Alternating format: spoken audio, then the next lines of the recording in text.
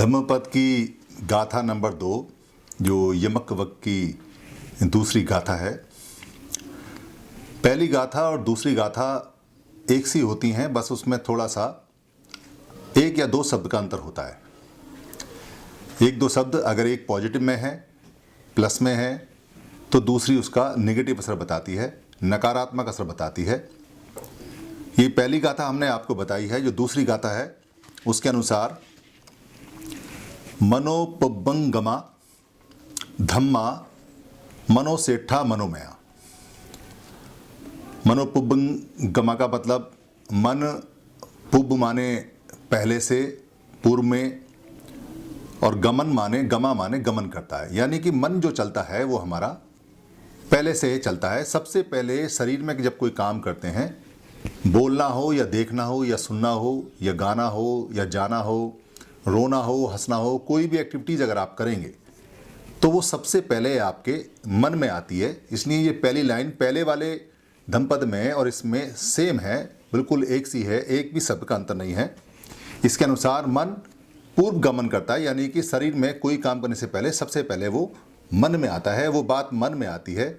जब मन में आती है तब वो मस्तिष्क में जाती है और फिर मस्तिष्क उसके हिसाब से प्रोसेस करता है और आगे क्या कार्रवाई शरीर करता है। हाथ चलाना है, पैर चलाना है, जीभ चलानी है, आँख चलानी है, नाक चलानी है, हिलना है, डुलना है, गर्दन घुमानी है, एक उंगली चलानी है, उंगली उठानी है, नीचे करनी है, दबानी है, कुछ भी करना है वो सबसे पहले मन में आएगा।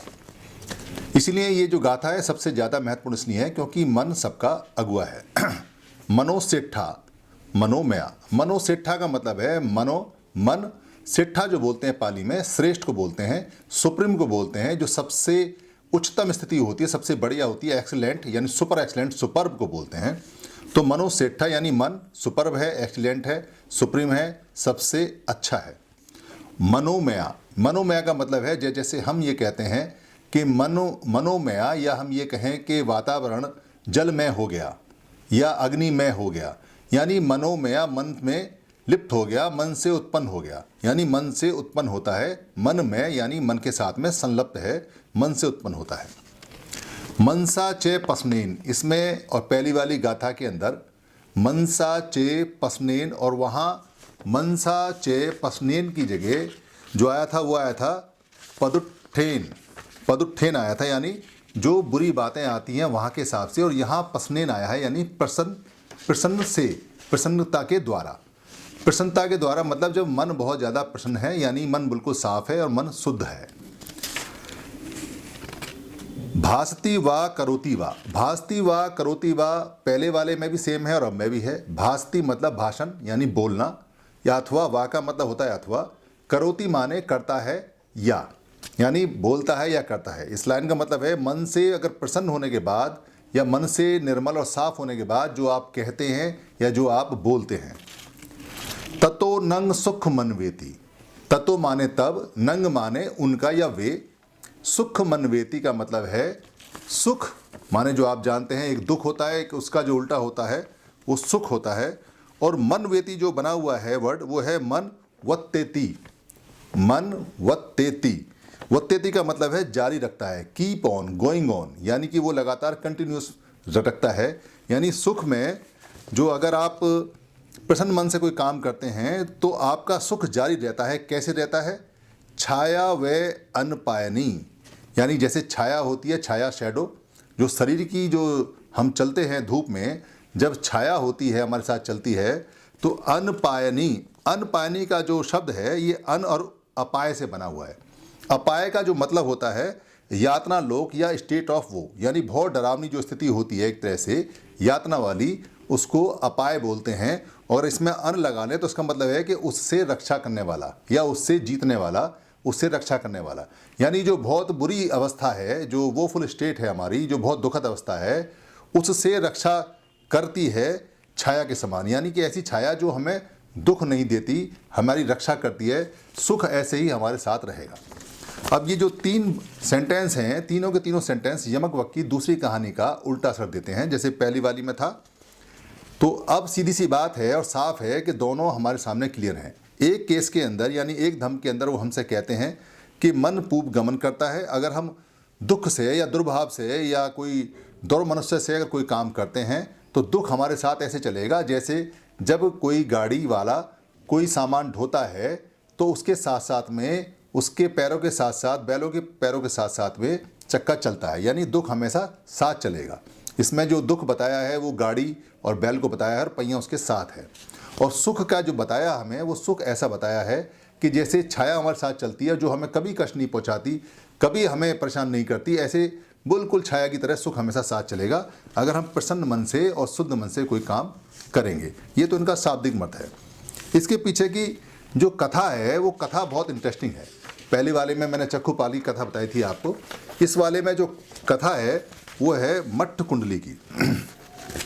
मट्ठ कुंडली यानी मट्ठ और कुंडली। कुंडली आप समझते होंगे, जो कुंडली होती है जैसे सांप ने कुंडली मार ली, यानी कि सर्पाकार गोला। या आपने देखा होगा कि आपकी कुंडली, जैसे बोलते हैं कुछ लोग कि आपकी कुंडली में क्या है, या सर्प कुंडली। तो कुंडली माने घुंघराले चक्र वाले, और मट्ठ माने होता है चिकने। यानी कि एक लड़का था जिसका नाम था मट्ठ कुंडली, यानी चिकने घुंघराले बाल वाला लड़का, और उसके पिता का नाम था अदिन्न पुब्बक। अदिन्न पुब्बक भी है, अदिन्न पुब्बक भी है, और उद्दत्त पूर्वक भी है, और अदत्त पूर्वक भी है। 4 इसके नाम आते हैं। अदिन्न पुब्बक इसलिए बोलते हैं इसको क्योंकि ये बड़ा कपट था, बड़ा कंजूस था, और ये बड़ा धनवान था।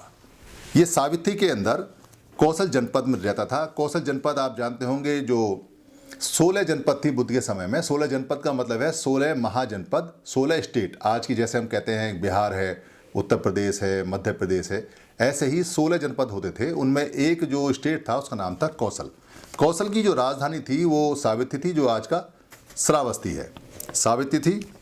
तो उस सावित्री में कौशल जनपद में एक बहुत कंजूस अदिन्न पुब्बक नाम का व्यक्ति रहता था, और उसका एक लड़का था जिसका नाम था मट्ठ कुंडली, घुंघराले और चिकने बाल वाला। वो लड़का बहुत ज़्यादा बीमार हो गया, और जो उसके पिता थे वो बहुत ज़्यादा कंजूस थे। धन धान्य बहुत था मगर वो खर्च नहीं करते थे।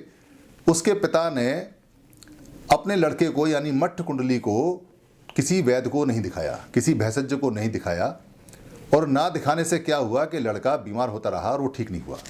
उसने ये सोच के नहीं दिखाया कि धन की हानि होगी, धन चला जाएगा, और जब उसकी स्थिति ज़्यादा बिगड़ गई तो उसने उसकी चारपाई को, उसकी खाट को, उसके पलंग को, उसके बेड को बरामदे में डाल दिया। अब बरामदे में डाला उसने इसलिए क्योंकि बाहर से लोग देखने आएंगे तो मेरे घर का धन धान्य देखेंगे, ऐश्वर्य देखेंगे, तो कहीं कोई चोरी करके ना ले जाए, इस डर से उसने डाल दिया। लड़का बिल्कुल मरने की स्थिति में आ गया, और उधर जो भिक्खु संघ था, भगवान बुद्ध का भिक्खु संघ, वो सब भिक्खु संघ अपनी चारिका के लिए जा रहा था। तो भगवान बुद्ध तो आपको पता है पारगामी रहे हैं। जब वो चारिका के लिए आए और चारिका करने लगे तो उन्होंने देखा दूर से कि ये जो लड़का है, ये लड़का मरने की स्थिति में है, बहुत ज़्यादा है, और वो अपनी भिक्षा के लिए एक साइड में खड़े हुए थे। नियम था भिक्षा का, क्योंकि भिक्खु जितने भी थे वो ऐसे नहीं बोलते थे भिक्षाम देही या भिक्खा देही या याचना नहीं करते थे, वो सिर्फ जाके खड़े हो जाते थे। किसी ने देख लिया तो भिक्षा मिल गई, नहीं मिला तो फिर अगले घर चले गए। वो लड़का बहुत ज़्यादा दुर्बल हो गया, और भगवान बुद्ध को कुछ देना चाहता है मगर देने की स्थिति नहीं है। वो करवट भी नहीं बदल पा रहा है, सिर्फ गर्दन टेढ़ी करके वो देख रहा है, और देख के बड़ा खुश हो रहा है क्योंकि भगवान की जो आभा और जो छटा थी और जो उनका चमक थी चेहरे की, वो बहुत शांति प्रिय थी, बहुत लुभावनी थी, और उसके मन को बहुत शांति दे रही थी। वो उनकी उस शक्ल से, सूरत से, और जो वहाँ से तरंगे आ रही थी देखने की भगवान बुद्ध से, उसका मन उस क्षण बहुत प्रसन्न हो गया, और इतना शुद्ध मन हो गया, इतना प्रसन्न हो गया कि उस शुद्ध मन में और प्रसन्न मन के साथ ही उसकी मृत्यु हो गई। भगवान वहाँ से आगे चले गए। चलने के बाद में पता चला कि जो मट्ठ कुंडली है वो मर गया है। तो उसकी गति जानने के लिए बुलाया गया भिक्षु को, या जो भी समझदार थे। उन्होंने देखा कि भाई इसके चेहरे पे बड़ी आभा है मरते समय, और ये बड़ी शांति प्रिय है, इसकी आंखें भी बड़ी ठीक हैं, शरीर के सारे जितने बॉडी के पार्ट्स हैं, मरते समय ऐसा नहीं लग रहा है कि ये तड़प तड़प के मरा है या परेशान होकर मरा है। ऐसा लगता है ये जैसे बहुत संतुष्टि और शुद्ध मन के साथ में मरा है। तो ये बात जिज्ञासा हुई जो अदिन्न पुब्बक था कि भाई इतना परेशान होने के बाद भी लड़का इतनी शांति से कैसे मरा। इस बात को जानने के लिए उसने भगवान बुद्ध के पास वो गया, और बुद्ध के पास जाके उसने ऐसी कहानी करके बताई। तब बुद्ध ने ये कहानी बताई कि अगर आपका मन शुद्ध है और मन शुद्ध से आप अगर मृत्यु को प्राप्त होते हैं तो मृत्यु आपकी बहुत शांति प्रिय, बहुत अच्छी होती है। और उससे जो भी नेक्स्ट बर्थ है, क्योंकि नेक्स्ट बर्थ की बात हर एक में आती है, तो नेक्स्ट बर्थ जो भी होता है वो कई बार ना भी हो, अगर आप वास्तव में अरहत हो गए हैं, या बहुत अच्छा हो तो ऐसी मृत्यु में ऐसा सॉफ्टवेयर आपका डेवलप होता है जिससे कि चीज़ें बिल्कुल ठीक ठाक हो जाती हैं और मृत्यु आसान होके आगे नेक्स्ट बर्थ में बहुत रिलैक्स मिलता है। एक कहानी और चलती है जो अपने भोट भाषा में है। भोट भाषा में जो कहानी है वो और भी ज़्यादा इंटरेस्टिंग है कि दो लड़के बैठे हुए हैं और कुछ व्यापारी आते हैं। व्यापारी आके उन लड़कों से पूछते हैं कि हमें रात हो गई है और पास वाले गांव में ठहरना है, आप हमें बताएं कि पास वाले गांव के लोग कैसे हैं। तो उनमें से एक लड़का जो थोड़ा सियाना है, बड़ा है, वो पूछता है कि व्यापारी महोदय, आपके गांव के लोग कैसे हैं जहाँ से आप आए हैं। तो वो कहता है कि हमारे गांव के लोग तो बहुत ख़राब हैं, बड़े दुष्ट हैं, बहुत निकम्मे हैं, निकृष्ट हैं, मोग हैं। तो वो लड़का कहता है कि यहाँ के भी लोग ऐसे ही हैं, इस गांव के बिल्कुल जैसा आपने बताया है ऐसे लोग हैं। बोले अच्छा, इतने ख़राब लोग हैं, अब हम यहाँ नहीं ठहरेंगे। जी, उसने कहा नहीं ठहरना चाहिए। वो लड़के वहाँ बैठे हुए हैं। थोड़ी देर बाद एक और कुछ व्यापारी आते हैं। वो व्यापारी फिर सेम क्वेश्चन पूछते हैं और वो कहते हैं कि हमें रात को ठहरना है, देर हो गई है, इस गांव के लोग कैसे हैं। तो वो लड़का फिर पूछता है कि आपके गांव के लोग कैसे हैं। तो कहता है कि हमारे गांव के लोग तो बहुत अच्छे हैं, सबका स्वागत सत्कार करते हैं, बड़े प्यार से रहते हैं, सबका ध्यान रखते हैं, यात्रियों का खास तौर से विशेष ध्यान रखते हैं, और बड़े मीठे हैं, मृदु हैं, और ये सब मिलजुल कर रहते हैं। तो लड़का कहता है कि इस गांव के लोग भी ऐसे ही हैं, जैसे आपने बताए ऐसे ही हैं। जब वो व्यापारी वहाँ से चला जाता है तो जो दूसरा लड़का पास खड़ा हुआ है वो कहता है कि तुमने पहले वाले व्यापारी को तो कहा कि बड़े दुष्ट लोग रहते हैं इस गांव में, और दूसरे वाले व्यापारी को कहा कि बड़े मृदु और बड़े स्वभाव वाले, बड़े मीठे लोग रहते हैं, ऐसा क्यों। तो उसने कहा कि इस गांव के लोग तो जैसे हैं वैसे ही, बाकी इस व्यापारी का और उस व्यापारी का मन जैसा होगा वो गांव के लोगों को वैसा ही देखेगा।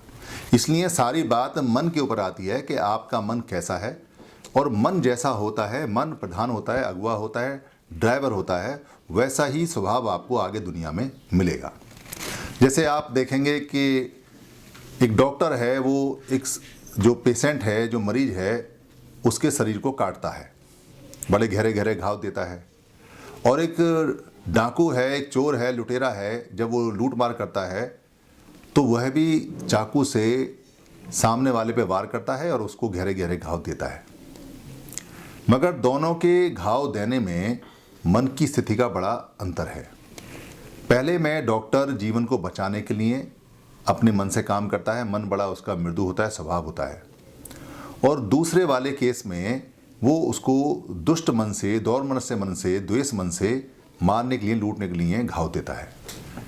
दोनों ही केस में जो मरीज हैं और जिसको लूटा है वो दोनों मर जाते हैं। मरने के बाद में जो उनका फल है दोनों ही अलग अलग हैं। डॉक्टर को इसका दोष नहीं लगेगा, ना ही उसके मन में कोई ऐसी बात आएगी, ना ही उसके अंदर, उसके सॉफ्टवेयर में, उसकी मेमोरी में, उसके हार्ड डिस्क में कोई ऐसी फाइल बनेगी कि उसने मरीज को इलाज करते समय घाव दिया और वो मर गया, इसका उसे कोई पाप नहीं लगेगा अगर उसने शुद्ध मन से काम किया है तो। मगर जो चोर और डाकू है, जब वो मारेगा तो उसने लूटपाट और द्वेष मन के साथ में काम किया है, तो उसके अंदर एक पाप की फाइल बनेगी, डेथ की फाइल बनेगी, जो उसको जीने नहीं देगी, जो उसे बार बार परेशान करेगी।